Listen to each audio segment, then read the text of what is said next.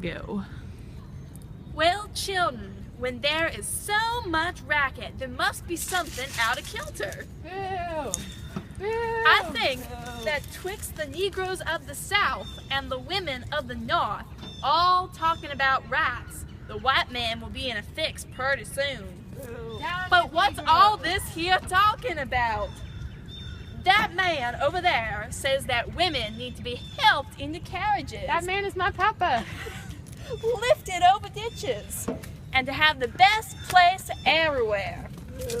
Nobody ever helps me into carriages, or over mud puddles, or gives me best place any place. And ain't I a woman? Oh no! Look at me! Look at my arm! I have plowed and planted, gathered in bonds, and no man could head me.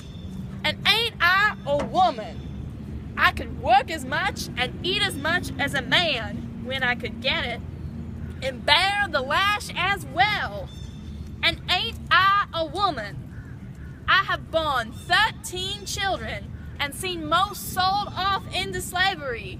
And when I cried out my mother's grief, none but Jesus heard me. And ain't I a woman? Yeah. They talk about this thing in the head. What's it called? Intellect.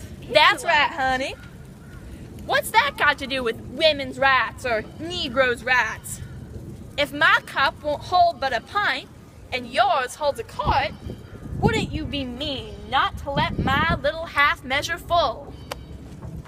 Then that little man in black there, he says women can't have as much mass as men because Christ wasn't a woman. Where did your Christ come from? Where did your Christ come from? From God and a woman.